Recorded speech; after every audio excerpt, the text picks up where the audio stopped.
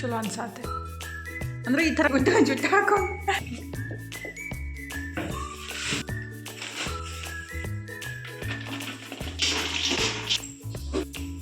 पूज्याय राघवेन्द्राय सत्यधर्मरताय च भजतां कल्पवृक्षाय नमतां ಕಾಮಧೇನುವೇ.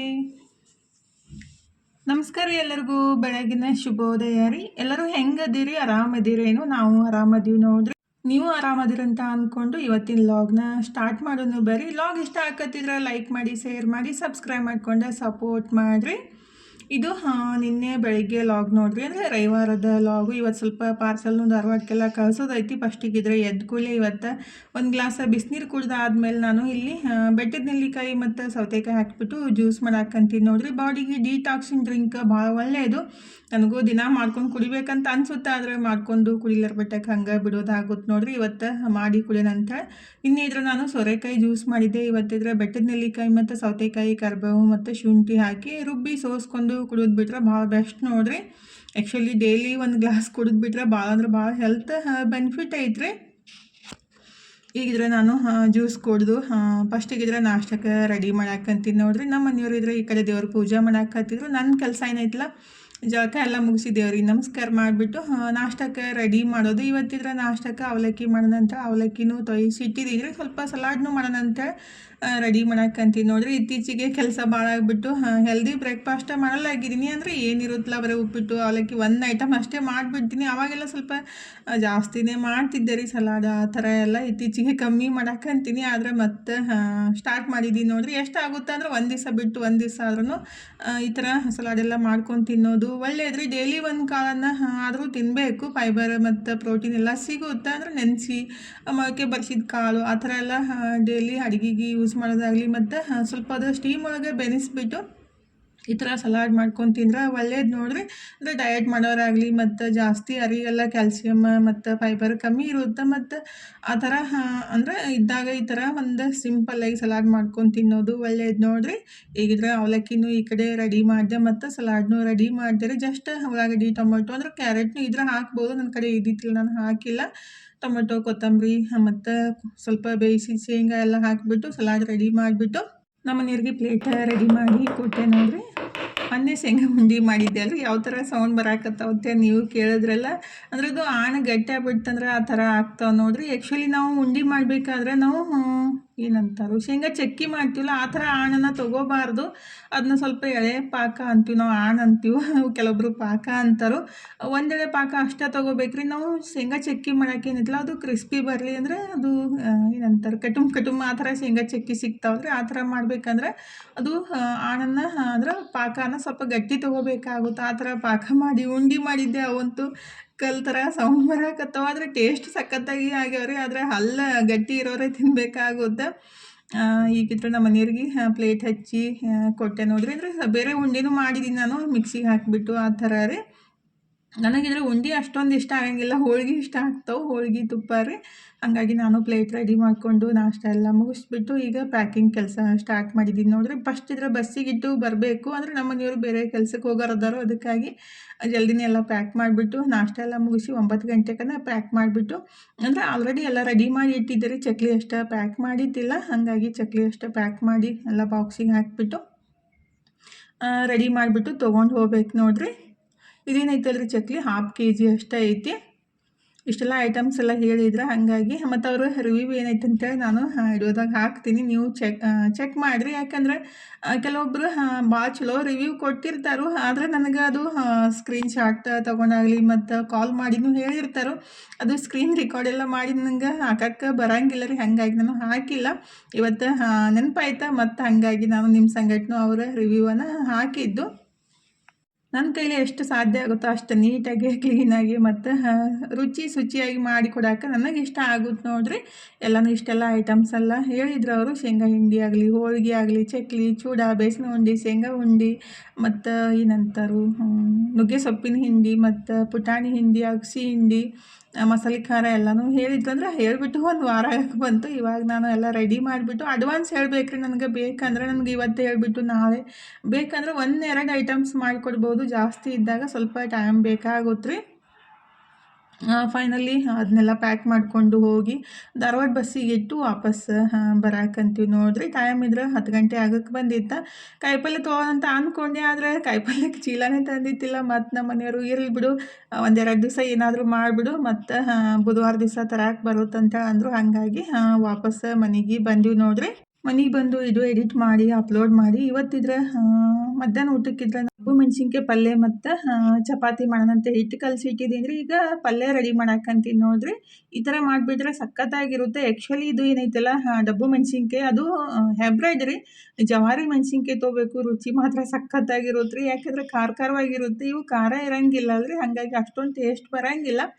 ಆದರೆ ಇದ್ದು ಅಲ್ಲ ಮನೆಯೊಳಗೆ, ಅದಕ್ಕಾಗಿ ಬೇರೆ ಕಾಯಿಪಲ್ಯನೂ ತಂದಿದ್ದಿಲ್ಲ. ಅದಕ್ಕೆ ನಾನು ಅದನ್ನೇ ರೆಡಿ ಮಾಡಾಕಂತೀನಿ ನೋಡ್ರಿ. ಈ ಥರ ಮಾಡಿಬಿಟ್ರೆ ಇದು 2 ದಿವಸ ಇಟ್ಟರೂ ಹಾಳಾಗಂಗಿಲ್ಲ ರೀ, ಸಖತ್ತಾಗಿರುತ್ತೆ ಟೇಸ್ಟ್. ಅದಕ್ಕಾಗಿ ನಾನು ಸ್ವಲ್ಪ ಮೆಣಸಿನ್ಕಾಯಿನೂ ಹುರಿದು ಹಾಕಿದ್ದು. ಅಂದರೆ ಖಾರನೂ ಹಾಕ್ಬೋದು, ಇಲ್ಲ ಮೆಣಸಿನ್ಕಾಯಿನ ಹುರಿದ್ಬಿಟ್ಟು ರುಬ್ಬಿ ಅದ್ರೊಳಗೆ ಫಿಲ್ ಮಾಡ್ಬೋದು. ಅಂದರೆ ಒಂಚೂರು ಖಾರ ಇರೋಂಗಿಲ್ಲ ರೀ, ಸಪ್ಪಗಿರ್ತಾವಲ್ಲ. ಹಾಗಾಗಿ ಜವಾರಿ ಮೆಣಸಿನ್ಕಾಯಿ ಡಬ್ಬು ಮೆಣಸಿನ್ಕಾಯಿ ಬರ್ತಾವಲ್ಲ, ಅದು ಮಾತ್ರ ಸಖತ್ ಟೇಸ್ಟಾಗಿ ಬರುತ್ತೆ. ನಾವೊಂದು 2-3 ದಿವಸ ಆರಾಮ್ಸ್ರಿ ರೆಡಿ ಮಾಡಿ ಇಟ್ಕೊಂಡು ತಿನ್ಬೋದು. ಈಗ ಡಬ್ಬು ಮೆಣಸಿನ್ಕಾಯಿನೂ ಅಂದರೆ ಕ್ಯಾಪ್ಸಿಕಮ್ ರೀ, ಅದನ್ನೂ ಸ್ವಲ್ಪ ನಡುವೆ ಕಟ್ ಮಾಡಿಬಿಟ್ಟು ಹುರಿಯಾಕೆ ಇಟ್ಟಿದ್ದೀನಿ. ಈ ಕಡೆ ಇದ್ರೆ ಎಳ್ಳು, ಶೇಂಗಾ, ಕೊಬ್ಬರಿ ಎಲ್ಲನೂ ಹುರ್ಕೊಂಡು ಮತ್ತು ಸ್ವಲ್ಪ ಮೆಣಸಿನ್ಕಾಯಿನೂ ಹುರಿದ್ಬಿಟ್ಟು ಇದಕ್ಕನ್ನು ಸೇರಿಸಿ ರುಚಿಗೆ ಎಷ್ಟು ಬೇಕಲ್ಲ ಅಷ್ಟು ಉಪ್ಪು ಹಾಕಿಬಿಟ್ಟು ಅದನ್ನ ಪುಡಿ ಮಾಡಿ ತೊಗೋಬೇಕಾಗುತ್ತೆ ರೀ. ನಾವು ಬದ್ನಿಕಾಯಿ ಅಡುಗೆನೂ ಇದೇ ಥರ ಮಾಡ್ಬೋದು, ಆದರೆ ಮೆಣಸಿನ್ಕಾಯಿ ಹಾಕಕ್ಕೆ ಹೋಗಬಾರ್ದು. ಅದಕ್ಕೆ ಏನಂತಾರು ಮಸಾಲೆ ಖಾರ ಹಾಕಿ ಮಾಡ್ಬೇಕ್ರಿ, ಅವಾಗ ಟೇಸ್ಟ್ ಮಾತ್ರ ಸಖತ್ತಾಗಿರುತ್ತೆ ನೋಡ್ರಿ. ಈಗ ಮಸಾಲನ ರೆಡಿ ಮಾಡ್ಕೊಳಕತ್ತಿದ್ದು, ಅದು ರುಬ್ಬಿದೆಲ್ಲ ಪ್ಲೇಟ್ನಾಗ ಹಾಕಿದ್ದೀನಿ. ಅರಿಶಿನ ಪುಡಿ ಖಾಲಿ ಆಗಿತ್ತು, ಹಂಗಾಗಿ ಅದ್ರ ಬಾಟ್ಲ್ ಒಳಗೆ ತೆಗೆದ್ಬಿಟ್ಟು ಆ್ಯಕ್ಚುಲಿ ಮಾಡಿಸ್ಬೇಕಾಗೈತಿ ರೀ. ಅರಿಶಿನ ಪುಡಿ ಖಾಲಿ ಆಗೈತಿ, ಆದರೆ ಅರಿಶಿನ ಬೇರೆ ರೇಟ್ ಜಾಸ್ತಿ ಆಗ್ಬಿಟ್ಟೈತಿ. ಅಂದರೆ 250 ಅಥವಾ 300 ರೂಪಾಯಿ ತನಕ ಐತಿ ಚಲೋ ಅರಿಶಿನ ಬೇಕಂದ್ರೆ. ಅದಕ್ಕಾಗಿ ನಾನು ಮಾಡ್ಸೋಕ್ಕೆ ಹೋಗಿಲ್ಲ ರೀ. ಆ್ಯಕ್ಚುಲಿ ಮಾಡಿಸ್ಬೇಕಾಗೈತಿ. ಅಂದರೆ 200 ರೂಪಾಯಿ ತನಕ ಇರ್ತಾವೆ ರೀ, ಅದು ಸ್ವಲ್ಪ ಅಮೌಂಟ್ ಜಾಸ್ತಿ ಆಗೈತಿ ಅರಿಶಿನ ಬೇರ್ದ ರೇಟ್. ಈಗಿದ್ರೆ ಅದು ಏನು ರುಬ್ಬಿದ್ದೆ ಅಲ್ರಿ, ಅದಕ್ಕೆ ಅರಿಶಿನ ಪುಡಿ ಮತ್ತು ಸ್ವಲ್ಪ ಜೀರಿಗೆ ಪುಡಿ, ಧನಿಯಾ ಪುಡಿ, ಸ್ವಲ್ಪ ಗರಂ ಮಸಾಲ ಮತ್ತು ಸ್ವಲ್ಪ ಹುಣಸೆ ಹಣ್ಣು ಎಲ್ಲ ಹಾಕಿ ಕಲಿಸ್ಕೋಬೇಕಾಗುತ್ತೆ ರೀ. ಅಂದ್ರೆ ಮಸಾಲೆ ಖಾರ ಯೂಸ್ ಮಾಡೋಂಗಿಲ್ಲ ನಾವು ಇದಕ್ಕೆ. ಹಸಿ ಮೆಣಸಿನ್ಕಾಯಿ ಯೂಸ್ ಮಾಡಿದ್ದಲ್ರಿ, ಅದಕ್ಕೆ ಸ್ವಲ್ಪ ಗರಂ ಮಸಾಲ, ಜೀರಿಗೆ ಪುಡಿ, ಧನಿಯಾ ಪುಡಿ ಹಾಕಿದ್ದು, ಮತ್ತು ಸ್ವಲ್ಪ ಹುಣಸೆಹಣ್ಣಿನ ರಸ ರೀ, ಮತ್ತು ಸ್ವಲ್ಪ ಬೆಲ್ಲ ಹಾಕಿ ಒಂದು ಸ್ವಲ್ಪ ಎಣ್ಣೆ ಹಾಕಿಬಿಟ್ಟು ಚಲೋ ಹೊತ್ನಾಗೆ ಅದನ್ನ ಕಲಿಸ್ಬಿಟ್ಟು ಏನು ಮೆಣಸಿನ್ಕಾಯಿ ಹುರಿದು ತೊಗೊತೀವಲ್ರಿ ಅದ್ರೊಳಗೆ ಫಿಲ್ ಮಾಡಬೇಕಾಗುತ್ತೆ. ಇದೇ ರೀತಿ ನಾವು ಬದ್ನಿಕಾಯಿ ಅಡುಗೆನೂ ಮಾಡ್ಬೋದು. ಅಂದರೆ ಜಾಸ್ತಿ ದಿವಸ ಇರಬೇಕಂದ್ರೆ ನಾವು ಅದಕ್ಕೆ ಜಾಸ್ತಿ ನೀರನ್ನು ಬಳಸಕ್ಕೆ ಹೋಗಬಾರ್ದು, ಆವಾಗ ಜಾಸ್ತಿ ದಿವಸ ಬರುತ್ತೆ ರೀ. ಅಂದರೆ ಕೆಲವೊಬ್ಬರಿಗೆಲ್ಲ ಮಾಡೋಕ್ಕೆ ಡೈಲಿ ಟೈಮ್ ಸಿಗಲ್ಲ, ಹಾಗಾಗಿ ಒಂದು ದಿವಸ ಮಾಡಿಟ್ಟು ಅದನ್ನ 2-3 ದಿವಸ ತಿನ್ಬೋದು. ಫ್ರಿಜ್ ಒಳಗಾದರೆ ಒಂದು ವಾರ ತನಕ ಇರುತ್ತೆ ರೀ, ಆದರೆ ಹೊರಗಡೆ ಆದರೆ ಒಂದು 2 ದಿವಸ ಇಡ್ಬೋದು. ಈಗಿದ್ರೆ ಮೆಣಸಿನ್ಕಾಯಿ ಎಲ್ಲ ಹುರಿದ್ಬಿಟ್ಟು ಅದ್ರೊಳಗೆ ಫಿಲ್ ಮಾಡಿ ಇಟ್ಟಿದ್ದೀನಿ ನೋಡಿರಿ. ಈ ಕಡೆ ಇದ್ರೆ ಒಗ್ಗರಣೆ ರೆಡಿ ಮಾಡ್ಕೊಳಕಂತೀನಿ. ಅದಕ್ಕೆ ಸ್ವಲ್ಪ ಎಣ್ಣೆ ಹಾಕಿದ್ದೀನಿ. ಎಣ್ಣೆ, ಹಿಂಗೆ ಮತ್ತು ಜೀರಿಗೆ, ಸಾಸಿವೆ ಮತ್ತು ಸ್ವಲ್ಪ ಬೆಳ್ಳುಳ್ಳಿ ಜಾಸ್ತಿ ಹಾಕ್ಬೇಕ್ರಿ. ಬೆಳ್ಳುಳ್ಳಿ ಹಾಕಿ ಬೆಳ್ಳುಳ್ಳಿ ಸ್ವಲ್ಪ ಹುರಿದಾದ್ಮೇಲೆ ಇದೇನು ನಾವು ಫಿಲ್ ಮಾಡಿ ಇಟ್ಟಿದ್ದೀವಲ್ಲ ಕ್ಯಾಪ್ಸಿಕಮ್ ಅಂದರೆ ಡಬ್ಬು ಮೆಣಸಿನ್ಕಾಯಿ, ನಮ್ಮ ಕಡೆ ಇವಕ್ಕೆ ಡಬ್ಬು ಮೆಣಸಿನ್ಕಾಯಿ ಅಂತೀರಿ. ನಿಮ್ಮ ಕಡೆ ಏನು ಅಂತೀರಿ ಅಂತೇಳಿ ಕಮೆಂಟ್ ಮಾಡಿರಿ. ನಮ್ಮ ಕಡೆ ಮಾತ್ರ ಡಬ್ಬು ಮೆಣಸಿನ್ಕಾಯಿನೇ ಅಂತಾರು. ಈಗಿದ್ರೆ ಅದನ್ನ ತುಂಬಿಟ್ಟಿದ್ದು ಮೆಣಸಿನ್ಕಾಯಿ ಎಲ್ಲ ಹಾಕಿಬಿಟ್ಟು ಅದನ್ನೇನು ಸ್ವಲ್ಪ ಫಿಲ್ಲಿಂಗ್ ಓದಿತ್ತಲ್ಲ ಅಂದರೆ ಮಸಾಲ ಓದಿತ್ತಲ್ಲ ಅದನ್ನೂ ಹಾಕಿ ಸ್ವಲ್ಪ ನೀರು ಹಾಕಿ ಕುದಿಸ್ಕೊತೀನಿ. ಈಗ ಜಾಸ್ತಿ ದಿವಸ ನಾವು ಎಲ್ಲರೂ ಟೂರಿಗೆ ಆ ಥರ ತೊಗೊಂಡು ಹೋಗೋದಾದ್ರೆ ನೀರು ಹಾಕಕ್ಕೆ ಹೋಗಬಾರ್ದು. ಸ್ವಲ್ಪ ಎಣ್ಣೆ ಜಾಸ್ತಿ ಹಾಕಿಬಿಟ್ಟು ಅದನ್ನ ರೆಡಿ ಮಾಡಬೇಕ್ರಿ, ಅವಾಗ ಭಾಳ ದಿವಸ ತನಕ ಅದು ಹಾಳಾಗಂಗಿಲ್ಲ.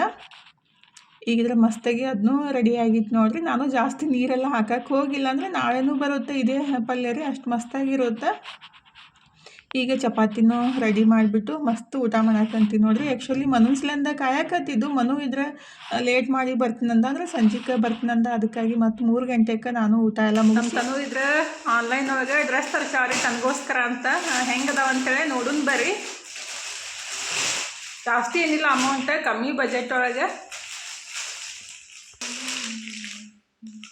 ಕಾಟನ್ ಐತೆ ಅನ್ಸುತ್ತಲ್ಲ, ಮೆತ್ತಗೆ ಐತಿ, ಚಲೋ ಐತಲ್ಲ. ಅಂದರೆ ಈ ಥರನೇ ಇದ್ರೇ ಒಂದು ಸ್ವಲ್ಪ ಈ ಥರ ಇದ್ರೆ ಸ್ವಲ್ಪ ಏನನ್ಸುತ್ತೆ ಬಾಡಿಗೆ, ಏನಂತಾರೆ ಟೈಟ್ ಹಿಂಗೆ ಅನ್ಸಂಗಿಲ್ಲ, ಸ್ವಲ್ಪ ಚಲೋ ಅನ್ನಿಸ್ತೈತಿ.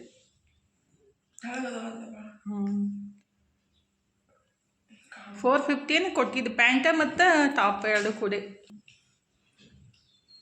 ಇದಕ್ಕೆ ಯಾವ ಮಟೀರಿಯಲ್ ಅಂತಾರಂತ ಗೊತ್ತಿಲ್ಲ ನನಗೆ, ನಿಮಗೆ ಗೊತ್ತಿದ್ರೆ ನೀವು ಕಮೆಂಟ್ ಮಾಡಿರಿ. ನೋಡಿದ್ರೆ ಗೊತ್ತಾಗುತ್ತೆ. ಅಯ್ಯೋ ಶಿವ, ಗೊತ್ತಾಗುತ್ತೆ. ಈ ಥರ ಸಾಫ್ಟ್ ಐತಿ, ಪರವಾಗಿಲ್ಲ, ಓಕೆ.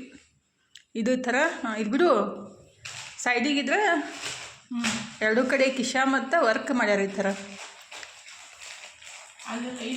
ಹಾಂ, ನಮ್ಮ ತನೂನ್ ಜುಟ್ಟ ಯಾವ ಥರ ಕಾಣಕತ್ತ ಅಂಥೇಳಿ ಕಮೆಂಟ್ ಮಾಡಿರಿ. ಈ ಕಡೆ ಒಂದು ಎಣ್ಣೆ ಹಚ್ಬಿಟ್ಟು ಜುಟ್ಟು ಹಾಕೊಂಡು. ಇದು ಶಾರ್ಟ್ ಕುರ್ತಾ ತರಿಸಿದ್ದು,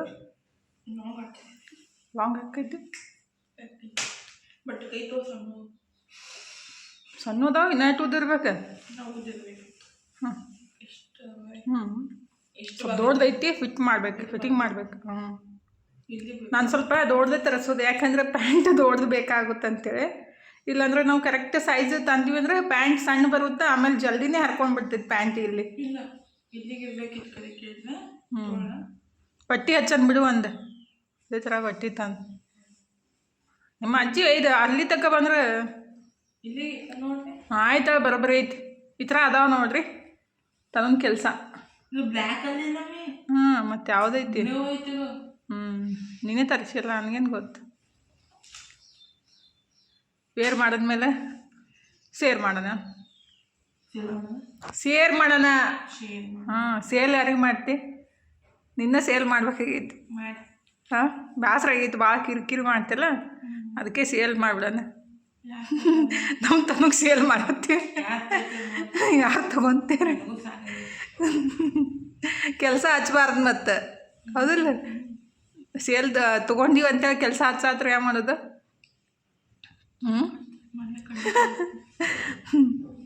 ಓಕೆ, ಡನ್, ಬಾಯ್. ಚಲೋ ಅನ್ಸಾತೆ. ಎಷ್ಟು ಕೊಟ್ಟಿದ್ದಕ್ಕೆ? ಹಾಂ, ಚಲೋ ಅನ್ಸಾತೈತ ಇಲ್ಲ? ಹೆಂಗೆ ಅನ್ಸಾತೈತ್ರಿ? ಕಮೆಂಟ್ ಮಾಡಿರಿ. ನಾನು ಸ್ವಲ್ಪ ಫಿಟ್ ಮಾಡಬೇಕಲ್ಲ, ಇರಲೇ. ಭಾಳ ಫಿಟ್ನೂ ಇರಬಾರ್ದು, ತ್ರಾಸ ಅನ್ಸುತ್ತೆ ಇವು ಹಾಕೊಂಡ್ಮೇಲೆ. ಆಯ್ತು. ಬರ್ರಿ, ಯಾಕೆ ಫೋನ್ ಹಚ್ಚಲಿಲ್ಲ? ಯಾಕೆ? ಫೈನಲಿ ಮನೂ ಬಂದ ನೋಡ್ರಿ. 10-11 ದಿವಸ ಆಯಿತು. ಮಕ್ಕಳು ಎಲ್ಲರೂ ಹೋಗ್ಬಿಟ್ರೆ ಮನೆಗೆ ಬಣ ಅನ್ನಿಸ್ತಾ ಇರ್ತೈತಲ್ರಿ. ಫೈನಲಿ ಮನೂ ಬಂದು ಕೂಡಲೇ ಫುಲ್ ಖುಷಿ ರೀ. ಅಂದರೆ ಮಕ್ಕಳು ಎಲ್ಲೇ ಹೋದಾಗ ಮನೆಗೆ ಬಂದಾಗ ಎಲ್ಲ ತಾಯಿಗೆ ಜಾಸ್ತಿ ಖುಷಿ ಆಗುತ್ತೆ. ಬಿಸಿ ಅಡುಗೆ ಮಾಡಿ ಕೊಟ್ಬಿಟ್ರಂತೂ ಇನ್ನೂ ಜಾಸ್ತಿ ನನಗೆ ಇಷ್ಟ ಆಗುತ್ತೆ ರೀ. ಅಂದರೆ ಮಕ್ಕಳು ಹೊರಗಡೆ ಇದ್ದಾಗ ಸರಿ ಊಟ ಮಾಡ್ಯಾರೋ ಇಲ್ಲೋ ಆ ಥರ ಅನ್ನಿಸ್ತಿರ್ತೈತಿ. ಮನೆಗೆ ಬಂದ ಕೂಡಲೇ ಊಟ ಮಾಡು ಅಂತೇಳಿ ಒತ್ತಾಯ ಮಾಡ್ತಾನೆ ಇರ್ತೀವಿ. ಹಂಗಾಗಿ ನಾನು ಮಧ್ಯಾಹ್ನ ಹಿಟ್ಟು ಕಲಸಿಟ್ಟಿದ್ದೆ ರೀ. ಎಷ್ಟು ಬೇಕಲ್ಲ ಅಷ್ಟೇ ಚಪಾತಿ ಮಾಡಿದ್ದು. ಬಂದ ಕೂಡಲೇ ಬಿಸಿ ಮಾಡಿಕೊಡಕ್ಕೆ ಬರುತ್ತಂತೇಳಿ ಬಂದ ಕೂಡಲೇ ಬಿಸಿ ಚಪಾತಿ ಮಾಡಿಕೊಟ್ಟೆ. ಊಟ ಮಾಡಿಸಿಂದ ಅವನು ರೆಸ್ಟ್ ಮಾಡಕ್ಕೆ ಹತ್ತಿದ್ದ.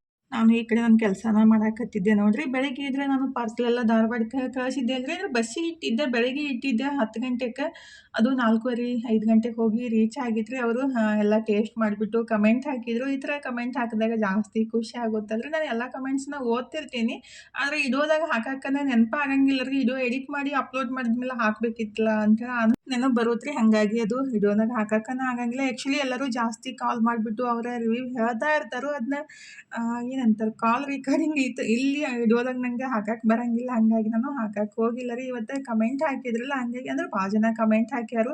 ಏನ್ರಿ ಅಕ್ಕ ನಾವೆಲ್ಲ ಹಾಕಿವಿ, ನಮ್ಮ ಕಮೆಂಟ್ ಹಾಕಿಲ್ಲ ನೀವು ಅಂತ ಅನ್ನಕ್ಕೆ ಹೋಗ್ಬೇಡ್ರಿ. ಅಂದರೆ ನೆನಪಾಗಿರಲ್ಲ ಅವತ್ತು ಹಾಕ್ಬೇಕಂತೇಳಿ. ಇವತ್ತು ನೆನಪಾಯ್ತು, ಹಂಗಾಗಿ ಕಮೆಂಟ್ನು ಆ್ಯಡ್ ಮಾಡಿದ್ದು. ಈ ಥರ ಎಲ್ಲ ಒಳ್ಳೊಳ್ಳೆ ರಿವ್ಯೂ ಕೊಟ್ಟಾಗ ನಮಗೂ ಜಾಸ್ತಿ ಖುಷಿ ಆಗುತ್ತಲ್ರಿ. ಎಲ್ಲ ಹೆಣ್ಮಕ್ಳಿಗೆ ಮನ್ಯಾಗಾದರೂ ಅಷ್ಟೇ, ಹೊರಗಾದ್ರೂ ಅಷ್ಟೇ, ಏನಾದರೂ ಅಡುಗೆ ಮಾಡಿ ಕೊಟ್ಟಾಗೆ ಮಸ್ತ್ ಐತೆ ಅಂದಾಗ ನನಗೆ ಸಿಕ್ಕಾಪಟ್ಟೆ ಖುಷಿ ಆಗುತ್ತಲ್ರಿ. ನನಗೂ ಅಷ್ಟೇ ಜಾಸ್ತಿ ಖುಷಿ ಆಗುತ್ತೆ. ಕೇಳ್ತಾ ಇರ್ತೀನಿ ಏನಾರ ಮಾಡಿಕೊಟ್ಟಾಗ ಹೆಂಗಾಗೈತಿ ಅಂತೇಳಿ. ನಮ್ಮ ಮನ್ಯಾಗಂತೂ ಇಲ್ಲ ತಿನ್ನಂಗೆ ಆಗೈತೆ ಅಂತಿರ್ತಾರೆ, ಸಿಟ್ಟನ್ನು ಬರ್ತಾ ಇರ್ತೈತಿ. ಈಗಿದ್ರೆ ನಾನು ನಾಳೆ ಆ್ಯಕ್ಚುಲಿ ನಾಡ್ದು ಕಳಿಸ್ನಂತ ಹೇಳಿದ್ದೆ, ಆದರೆ ಯಾಕೆ ಲೇಟ್ ಮಾಡೋದು, ಇವತ್ತನ್ನ ರೆಡಿ ಮಾಡಿ ನಾಳೆನೇ ಬೆಳಿಗ್ಗೆ ಕೊಟ್ಟು ಕಳ್ಸಿದ್ರೆ ಆಯ್ತಂತೇಳಿ ಅಮೌಂಟ್ನು ಹಾಕಿದ್ರೆ ಅಂತೇಳಿ ನಾನು ಚೂಡ ರೆಡಿ ಮಾಡಾಕಂತೀನಿ ನೋಡ್ರಿ. ಅವಲಕ್ಕಿ ಚೂಡ ಮಾಡಿಕೊಡ್ರಿ ಅಂತ ಅಂದಿದ್ರು.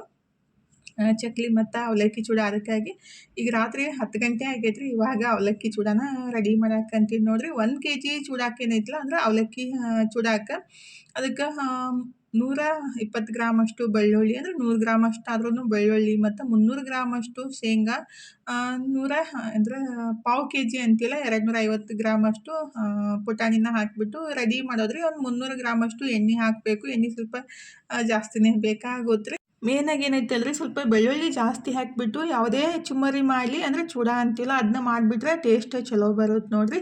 ಬೆಳ್ಳುಳ್ಳಿ ಏನೈತಲ್ಲ ಭಾಳ ಸಣ್ಣಗೆ ಕುಟ್ಟಿ ಹಾಕಕ್ಕೆ ಹೋಗಬಾರ್ದು, ಜಸ್ಟ್ ಅದನ್ನ ಕ್ರಷ್ ಅಂದರೆ ಜಜ್ಕೋಬೇಕ್ರಿ. ಭಾಳ ಸಣ್ಣಗೆ ಮಾಡಿಬಿಟ್ಟು ಹಾಕಬಾರ್ದು, ಅದು ತಿನ್ನೋ ಮುಂದಾಗ ಇನ್ನೂ ಟೇಸ್ಟ್ ಇರೋದ್ರಿ ಚುಮ್ಮರಿ ಒಳಗಿಂದ ಬೆಳ್ಳುಳ್ಳಿನ ತಿನ್ನೋ ಮುಂದಾಗ. ಹಾಗಾಗಿ ಭಾಳ ಸಣ್ಣ ಕುಟ್ಟಿ ಹಾಕಬಾರ್ದು, ಸ್ವಲ್ಪ ದಪ್ಪ ದಪ್ಪಗೆ ಕುಟ್ಬಿಟ್ಟು ಹಾಕ್ಬೇಕ್ರಿ. ಜಸ್ಟ್ ಅದನ್ನ ಒಂದು ರೌಂಡ್ ಕುಟ್ಬಿಟ್ಟು ಹಾಕಿಬಿಟ್ರೆ ಮಸ್ತಾಗಿರ್ತೈತೆ ನೋಡಿರಿ. ಈ ಥರ ಅವಲಕ್ಕಿ ಚೂಡ ಆಗಲಿ ಮತ್ತು ಏನಂತ ಚುಮ್ಮರಿ ಚೂಡ ಆಗಲಿ ಮಾಡಿಬಿಟ್ರೆ ಸ್ವಲ್ಪ ಕರಿಬೇವು ಮತ್ತು ಸ್ವಲ್ಪ ಬೆಳ್ಳುಳ್ಳಿ ಜಾಸ್ತಿ ಹಾಕಿ ಮಾಡಿಬಿಟ್ರೆ, ನಾನಿಲ್ಲಿ ಈ ಥರ ಮಸಾಲಾನ ರೆಡಿ ಮಾಡೋದು. ನೀವು ಬೇಕಂದರೆ ಮನೆಯೊಳಗೆ ಈ ಥರ ಮಾಡಿಕೊಂಡು ತಿನ್ಬೋದು. ಅಂದ್ರೆ ಕೆಲವೊಬ್ಬರಿಗೆ ಅಮೌಂಟ್ ಜಾಸ್ತಿ ಆಕೈತೆ ಅಂತಾರಲ್ಲ, ಹಾಗಾಗಿ ಮನೆಯೊಳಗೆ ನಮಗೆ ಎಷ್ಟು ಸಾಧ್ಯ ಆಗುತ್ತೋ ಅವರು ಮಾಡಿಕೊಂಡು ತಿನ್ಬೋದು ಅಷ್ಟೇ ರೀ. ನಾನೇನು ನನಗೆ ಆರ್ಡ್ರ್ ಕೊಡ್ರಿ ಅಂತ ಹೇಳಂಗಿಲ್ಲ, ಅಂದರೆ ನಾನು ಹೇಳ್ಕೊಡ್ತೀನಿ, ನೀವು ಮಾಡಿಬಿಟ್ಟು ಟ್ರೈ ಮಾಡ್ಬೋದು. ಅದೇನು ದೊಡ್ಡ ಕೆಲಸ ಅಲ್ರಿ. ನಾವು ಸ್ವಲ್ಪ ಕಲಿತಾ ಹೋದಾಗ ನಮ್ಮ ಕಡೆಯಿಂದನೂ ಟೇಸ್ಟಾಗಿ ಮಾಡೋಕ್ಕಾಗುತ್ತೆ. ಸ್ವಲ್ಪ ಖಾರದ ಪುಡಿ, ಧನಿಯಾ ಪುಡಿ, ಜೀರಿಗೆ ಪುಡಿ, ಅರಿಶಿನ ಪುಡಿ, ರುಚಿಗೆ ಎಷ್ಟು ಬೇಕು ಅಷ್ಟು ಉಪ್ಪು ಎಲ್ಲ ಹಾಕಿಬಿಟ್ಟು ಚಲೋತ್ನಾಗೆ ಮಸಾಲ ರೆಡಿ ಮಾಡಿಕೊಂಡು ಆಮೇಲೆ ಹುರಿದಿಟ್ಟಿದ್ದ ಅವಲಕ್ಕಿನ ಹಾಕಿ ಚಲೋತ್ನಾಗೆ ಮಿಕ್ಸ್ ಮಾಡ್ಕೊಂಡ್ಬಿಟ್ರೆ ಅವಲಕ್ಕಿ ಚೂಡ ರೆಡಿ ಆಗ್ತಾವೆ ನೋಡಿರಿ. ಟೇಸ್ಟ್ ಮಾತ್ರ ಸಖತ್ತಾಗಿರ್ತಾವೆ. ನೀವು ಖಂಡಿತ ಟ್ರೈ ಮಾಡಿರಿ. ಈಗಂತೂ ಪಂಚಮಿ ಬಂದೈತಲ್ಲ, ಎಷ್ಟು ಮಾಡಿಬಿಟ್ರೂ ಕಮ್ಮಿನೇ. ಇವತ್ತಿನ ಲಾಗ್ ಇಲ್ಲೇ ಮುಗಿಸು ಇವತ್ತಿನ ಲಾಗ್ ಹೆಂಗೆ ಅನಿಸ್ತಂತ ಕಮೆಂಟ್ ಬಾಕ್ಸ್ ಒಳಗೆ ಹೇಳೋದು ಮರೆಯೋಕೆ ಹೋಗಬೇಡ್ರಿ. ಲಾಗ್ ಇಷ್ಟ ಆಗತ್ತಿದ್ರೆ ಲೈಕ್ ಮಾಡಿ, ಶೇರ್ ಮಾಡಿ, ಸಬ್ಸ್ಕ್ರೈಬ್ ಮಾಡ್ಕೊಂಡೆ ಸಪೋರ್ಟ್ ಮಾಡಿರಿ. ನಿಮ್ಮ ಸಪೋರ್ಟ ಭಾಳ ಮುಖ್ಯ ಅಲ್ರಿ. ಹಾಗಾಗಿ ನೀವು ನಮ್ಮ ಫ್ಯಾಮ್ಲಿ, ಹಾಗಾಗಿ ಪಟ್ ಅಂತ ಸಪೋರ್ಟ್ ಮಾಡಿಬಿಟ್ಟು ಲೈಕ್ ಕೊಡ್ರಿ. ಎಷ್ಟು ಮಂದಿ ಲೈಕ್ ಕೊಡ್ತೀರಿ ನೋಡೋಣ ಈ ಲಾಗಿಗೆ, ಎಷ್ಟು ಜನ ಪೂರ್ತಿ ಲಾಗ್ ನೋಡಿರಿ ಅಂತೇಳಿ ಗೊತ್ತಾ. ಇಷ್ಟು ತನಕ ಲಾಗ್ ನೋಡಿದ್ದಕ್ಕೆ ತಮ್ಮೆಲ್ಲರಿಗೂ ಹೃದಯದ ತುಂಬ ಧನ್ಯವಾದಗಳು ರೀ. ಥ್ಯಾಂಕ್ ಯು ಫಾರ್ ವಾಚಿಂಗ್ ರೀ. ಬಾಯ್ ರೀ ಎಲ್ಲರಿಗೂ. ಮತ್ತೆ ಹೊಸ ಲಾಗ್ ಜೊತೆಗೆ ಸಿಗ್ತೀವಿ ರೀ. ಬಾಯ್, ಟೇಕ್ ಕೇರ್.